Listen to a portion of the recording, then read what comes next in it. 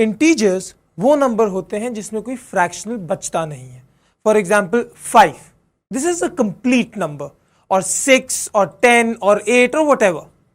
लेकिन कुछ नंबर्स ऐसे होते हैं जिसमें कुछ फ्रैक्शनल्स बच जाते हैं. फॉर एग्जाम्पल 0.5 और 0.8 और 0.9. Basically these numbers have some fractionals left. अब इन 0.5 नंबर्स को या 0.8 को हम दो इंटीजर्स के रेशियो में लिख सकते हैं. For example if you take 0.5 we can write it as 5/10 और 10/20. बेसिकली हमारे पास ये दो इंटीजर्स का रेशियो बन गया which are 10 and 20. So at least ये नंबर रैशनल है. सो रैशनल एंड इंटीजर्स बहुत काम के नंबर्स होते हैं. Historically, mathematicians have loved to work with it. But यहाँ एक मसला है. वक्त के साथ साथ ये रियलाइज हुआ कि कुछ नंबर्स ऐसे हैं जो ना इंटीजर्स हैं और ना रैशनल है. पर ये कैसे हो सकता है? For that let's take an example. एक राइट एंगल ट्राइंगल ले लेते हैं जिसका परपेंडिकुलर इज इक्वल्स टू 1 और जिसका बेस भी इज इक्वल्स टू 1. हम इसका हाइपोटेन्यूज फिगर आउट करेंगे. अब according to the Pythagoras theorem हम इसके लिए फॉर्मूला इस्तेमाल करेंगे perpendicular squared plus base squared is equals to hypotenuse squared. So हमारे पास है 1 squared plus 1 squared is equals to c squared और हाइपोटेन्यूज स्क्वायर्ड. हमारे पास जो वैल्यू आएगी दैट विल बेसिकली बी 2 और उसको जब हम अंडर रूट करेंगे so we will get the hypotenuse. So the hypotenuse is equals to under root 2. अब अंडर रूट की सिचुएशन ये है कि वो इंटीजर भी हो सकता है, वो रैशनल भी हो सकता है या कोई और नंबर. इस चीज को कैसे फिगर आउट किया जाए? इसका एक तरीका ये है कि अगर हम इस हाइपोटेन्यूज को देखें तो इसको हम जितना एक्यूरेटली मेजर करते जाएंगे उतनी हमारे पास प्रिसाइज वैल्यूज आती जाएंगी. तो अगर हम इसको और मेजर करते हैं और एक और बार करीब से मेजर करते हैं तो हमारे पास ज्यादा अप्रोक्सीमेशन आएगी. अब जब हम ये मेजरमेंट्स करते जा रहे हैं तो हमारे पास डेसिमल्स के बाद ज्यादा से ज्यादा वैल्यूज आती रहेंगी. इसका मतलब ये है कि हर मेजरमेंट के ऊपर हमारे पास एक नया रेशियो जनरेट होगा. प्रॉब्लम यहां पे ये आ जाती है that will it ever be enough? क्या हम ये कह सकते हैं कि एट दिस डिजिट और एट दिस नंबर हमारे पास अंडर रूट 2 की फाइनल वैल्यू आ गई है? अगर ऐसा हो जाता है so this will be considered a rational number. Numerator और डिनोमिनेटर बहुत बड़ी वैल्यूज हो सकती हैं बट एटलीस्ट वो रैशनल तो होंगी.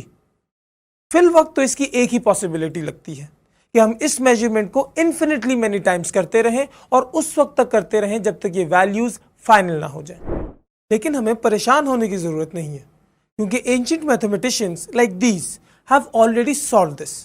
वो ये बात प्रूव कर चुके हैं कि अंडर रूट 2 या स्क्वायर रूट 2 ना ही इंटीजर है ना ही रैशनल.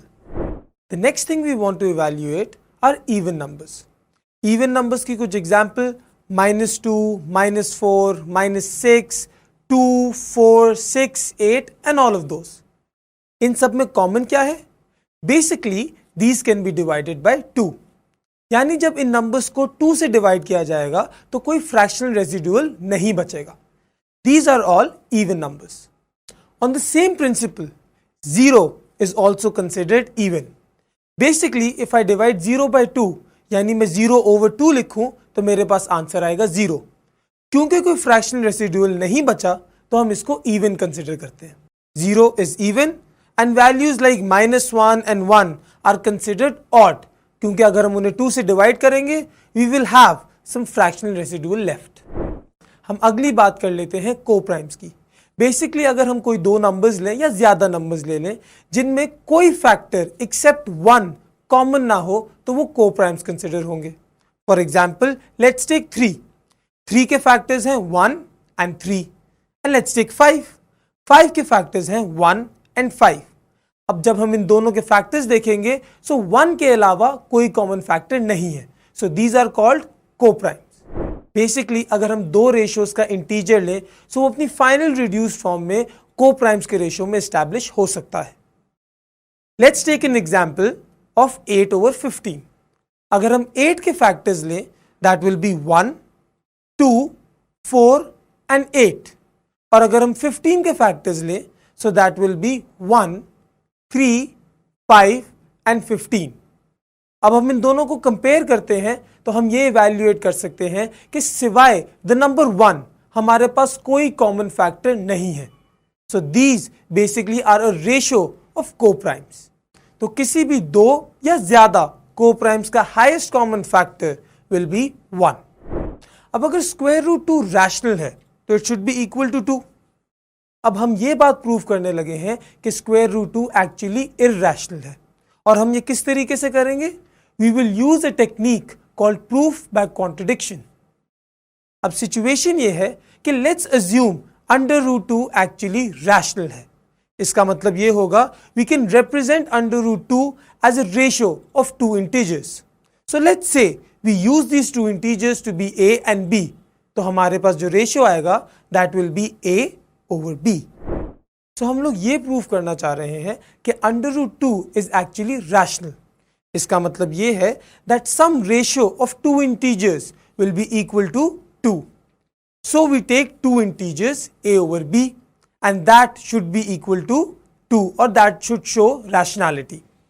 अब to show that it is equal to 2 हम लोग इन दोनों नंबर्स को करेंगे स्क्वायर. बेसिकली इस फ्रैक्शन को करेंगे स्क्वायर. और जब फ्रैक्शन स्क्वायर होते हैं so basically the numerator multiplies by the numerator and the denominator multiplies by the denominator. So actually हमारे पास जो एक्सप्रेशन आएगा that will be a into a divided by b into b.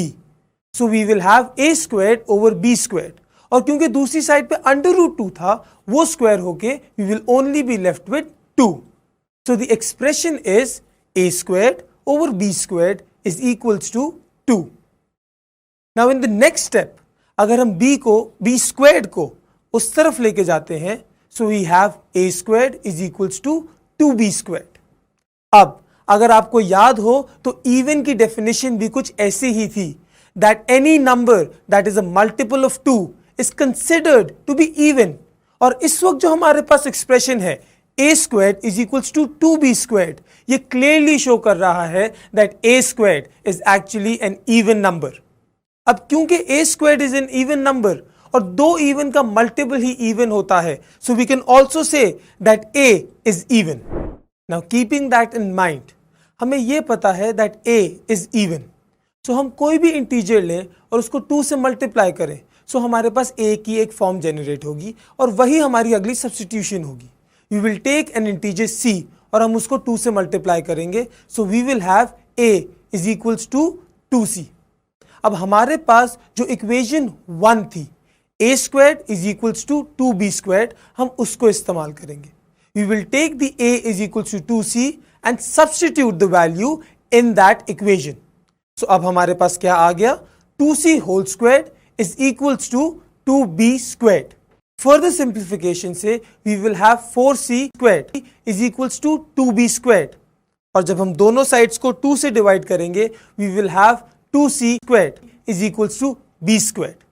Now again जो exact principle a squared को even proof करने के लिए use हुआ था वही प्रिंसिपल यहां पे भी लग रहा है.